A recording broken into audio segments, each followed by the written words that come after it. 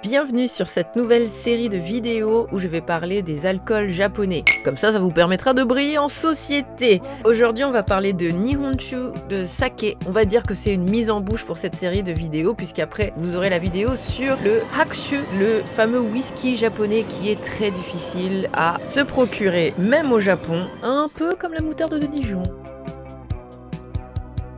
Dans cette vidéo, je vais vous parler de ce festival de saké. C'était en même temps que Halloween, donc c'était vraiment très agréable, très sympa. En plus, vu sur Tokyo Bay, dans les environs de Odaiba, c'était vraiment super cool. Il faisait bon et on a pu voir un sacré coucher de soleil tout le long de l'event. C'était vraiment incroyable. Dans cette vidéo aussi, vous aurez des petits conseils pour tester du saké si vous ne savez pas quoi boire. Des conseils pour offrir si jamais vous voulez offrir du saké. Quand je parle de saké, saké en japonais ça veut dire alcool. Et je sais qu'en France, pour vous, le saké c'est l'alcool qu'on vous donne au restaurant chinois. Et ça n'a rien à voir. C'est très très fort, c'est pas très agréable à boire. Le Nihonshu, ça n'a rien à voir. Le Nihonshu, c'est très proche du vin blanc et donc ce n'est pas agressif en bouche quand vous en buvez. C'est donc pour ça qu'il faut faire très attention lorsque vous buvez du Nihonshu. C'est aussi traître que le vin blanc. Évidemment, l'abus d'alcool est dangereux pour la santé. Je vous recommande vivement de boire beaucoup d'eau, de vous hydrater pendant que vous dégustez du Nihonshu. Donc ce festival, très simple, c'est pas très cher, il me semble que c'était entre 1000 et 1500 yens l'entrée. Une fois que vous arrivez sur place, vous prenez votre petit bracelet et on vous donne des petites pièces craft saké, vraiment très jolies et très intéressant comme système. Une pièce équivaut à 300 yens. J'aime bien ce système, je trouve ça cool et donc tous les stands de saké vont vous demander un certain nombre de pièces selon la qualité du saké. On vous donne aussi 2 choko, c'est-à-dire 2 petits verres à saké que vous pouvez garder. Avec ces pièces et votre petit verre de saké, vous pouvez donc vous promener dans tout le festival et déguster diverses variétés de Nihonshu. Vous avez aussi de la nourriture. Évidemment, si vous buvez de l'alcool, se nourrir est très important pour pouvoir profiter de toute la journée dans ce genre de festival. Il y a plusieurs sortes de Nihonshu, mais je ne vais pas tout vous expliquer. Tout ce que je peux vous dire, c'est qu'en général, vous avez 2 sortes de Nihonshu. Vous pouvez demander du Karakuchi. Ce serait peut-être l'équivalent de vin brut ou de champagne brut ou de cidre brut, si vous voulez. Et vous avez Amai. C'est quelque chose de sucré, de fruité, l'équivalent du cidre doux. Vous avez ces 2 types de Nihonshu en général. Normalement, vous demandera, que ce soit en restaurant ou en boutique, si vous préférez Karakuchi ou Amai. Il y a plein de sortes de Nihonshu, vous en avez même qui sont légèrement pétillants. Vous ne voyez pas les bulles, mais sur la langue, ça pétille. Il y a vraiment des Nihonshu qui ressemblent énormément au vin blanc. Voilà, donc des fois, on n'y pense pas trop. Moi-même, je n'y pense pas du tout à ce genre de festival, mais c'est très très intéressant puisqu'on peut se cultiver pour vraiment pas cher et repartir avec une liste de Nihonshu qu'on peut acheter ou offrir tout en sachant de quoi on parle. Globalement, j'ai eu quasiment que des bonnes surprises. Les stands qui étaient là, c'était vraiment de la qualité. Je ne sais plus combien de Nihonshu j'ai testé, mais je peux vous dire que en termes de pièces, il y en a eu pour beaucoup.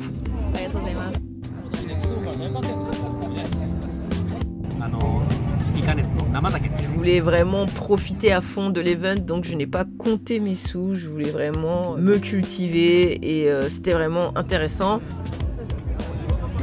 Il y avait de l'électro, disco, deep house, tout du long, partout sur l'event, c'était super agréable. Le coucher de soleil, les gens qui rigolent, la bonne bouffe, la bonne musique et du bon saké. Franchement, c'est un event super cool quoi. Donc vraiment, je vous recommande de chercher ce genre d'event. Il y en a plein et essayez de trouver celui qui vous plaît. En tout cas, celui-là, j'ai vraiment adoré.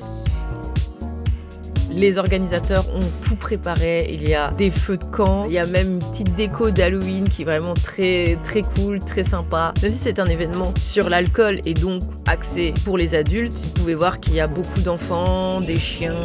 Voilà, c'est vraiment un festival pour tout le monde. Il y avait même des activités pour les enfants avec un magicien. Oui, eux, ils sont venus pour se bourrer la gueule, vous avez vu, ils ont des pintes de bière, je ne sais pas comment ils font, mais ils sont là pour passer un bon moment. D'ailleurs, lui, il a passé peut-être un trop bon moment.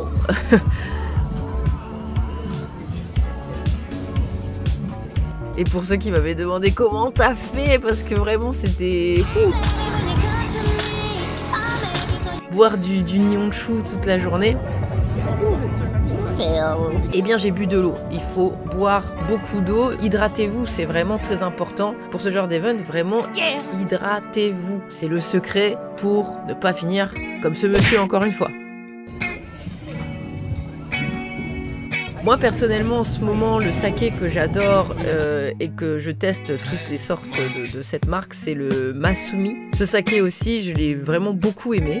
Bon, en testant tous ces sakés, je me suis rendu compte qu'en fait, le Nihonshu, c'était beaucoup plus complexe que je l'imaginais. Dans ma tête, pour moi, il y avait que 2 types de sakés. En fait, non, il y a 4 types de sakés, évidemment avec plein de complexité dedans. J'ai envie au moins de vous dire quels sont les 4 types de Nihonshu, et peut-être que ça vous aidera à mieux comprendre. On a en premier le Kunshu, le fruité. Donc, on a des arômes un peu fleuris, acidulés. Il peut être nommé Ginjoshu et Daiginjo. C'est recommandé de le boire avec de la nourriture plutôt light, donc en apéritif c'est très très bien. En numéro 2 on a le Soshu, le Nihonshu qui est doux, léger. Quand je vous dis Amai, je pense que c'est l'un des deux qui est en général à l'izakaya. On vous propose que 2 types de Nihonshu, on vous demande si vous voulez sucré ou plutôt dry, un peu plus sec. Celui-là il va avec tout, il peut se boire chaud ou froid. Le premier est plutôt recommandé froid d'ailleurs. En numéro 3 vous avez le Junshu, le Nihonshu riche ou appelé full body. Comme son nom l'indique, on va être plus sur des arômes boisés, umami, sucré, acide, avec de l'amertume, mais très bien balancé. Il se marie avec toutes sortes de nourriture, mais attention, évitez la nourriture trop light. Il risque de prendre un peu trop le dessus. Et en numéro 4, on a le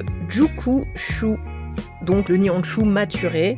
Des arômes abondantes, écorsés, ça se boit chaud. Enfin, bref, vous avez compris, il y a vraiment beaucoup trop de subtilité dans le Nihonshu. C'est vraiment comme le vin, avec des différences comme un Bordeaux, un Pinot Noir, Chablis, Chardonnay. Très, très, très complexe. Et j'espère qu'avec cette vidéo, vous avez compris que ça n'avait rien à voir avec ce fameux saké dont vous avez l'image en France et qui n'a absolument rien à voir avec le Nihonshu. J'espère que ça vous a donné envie de vous intéresser un peu plus au Nihonshu, de tester vous-même, de faire des mariages entre les plats que vous faites. Encore une fois, je m'excuse pour la qualité de vidéo, j'aurais vraiment voulu vous filmer quelque chose d'un peu mieux, mais je n'avais que mon téléphone avec moi. J'espère que ça vous a donné envie, que ça vous donne des idées.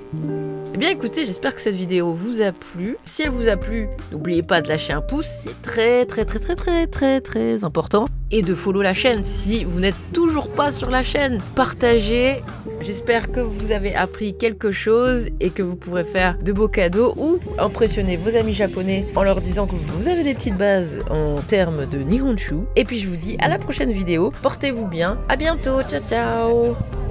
D'ailleurs, saviez-vous que les verres avec petite image olé olé n'existent absolument pas au Japon? J'en ai jamais vu. Et pour les Japonais, c'est une bizarrerie absolument étrange d'avoir ça dans un restaurant japonais. Évidemment, dans ma tête, je me suis toujours dit que c'était dans les restaurants chinois. Donc du coup, j'ai demandé à des Chinois au Japon s'ils avaient déjà vu ce genre de verre et est-ce que c'est une tradition chinoise. Et ils m'ont répondu que non, absolument pas.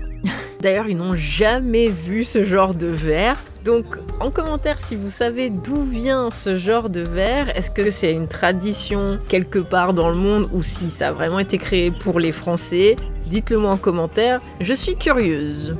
Et dites-moi qui savait que ces verres-là ne venaient pas du Japon et ceux qui pensaient comme moi que ça venait de Chine. On aura appris plein de choses aujourd'hui. Pour plaire aux Français, il faut rajouter une paire de seins et une... pour vous séduire, mesdames et messieurs.